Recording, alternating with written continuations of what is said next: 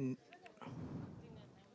నిహారిక గారు, hi hello. అండి. Hi hi అండి. హాయ్ రాజేష్ గారు. ఆల్ ది బెస్ట్ అండి. థ్యాంక్ ఆ, యూ. ఆ, కొన్ని గంటలే ఉంది ఇంకా పెయిడ్ ఎస్. ప్రీమియర్స్కి. మీ కష్టం ఫలితం దక్కాలి మంచిది. అండ్ రీసెంట్గా పెద్ద సెట్స్లో రామ్ చరణ్ గారితో ఒక ఇంటరాక్షన్ జరిగింది. ఆయన మీ ద్వారా ఏదో సందేశం ఇచ్చారు, లేట్ అవ్వట్లేదని, అది మొత్తం వైరల్ అవుతుంది.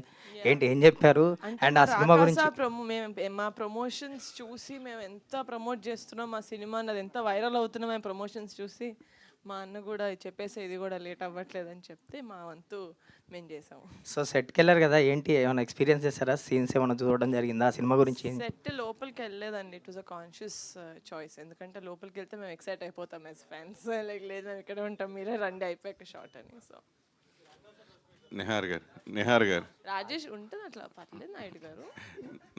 నిహారిక మీరు అందరినీ వారం నుంచి వన్ డే కలుస్తున్నట్టే ఉంది, నాకు ఏం కొత్తగా లేదు అసలు. కానీ చూసారా నాయుడు గారి సడన్ గా బ్యాక్గ్రౌండ్ వచ్చింది. నిహారిక Yeah.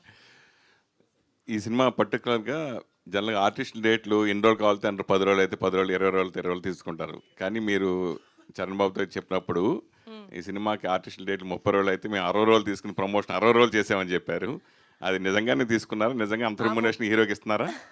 30 రోజుల్లో షూటింగ్ చేసింది వీళ్ళు చూసుకొని వీళ్ళకి ఎంత నచ్చిందో, ఈ సినిమా మంచి చేసాం ఆడియన్స్ లోపలికి తీసుకెళ్ళాలి కాబట్టి దానికి ఇంకో వాట్ ఎవర్ ఎక్స్ట్రా 30 days మేము ఏదైతే ప్రమోట్ చేసామో అది వాళ్ళు స్వతహాగా చేశారు. So I think it's because honestly మేము ఒక మంచి సినిమా చేసాం, ఇది మంచి సినిమా వచ్చిందని ఆడియన్స్ దాకా తెలియాలి, ఎవ్రీ యునో డిస్ట్రిక్ట్ అందరి దగ్గరికి వెళ్ళాలి అని చెప్పి చేసింది. బట్ ఇదేదో సైన్ చేయించుకొని చేయించింది కాదు, ఫోర్స్ఫుల్గా చేయించింది కాదు.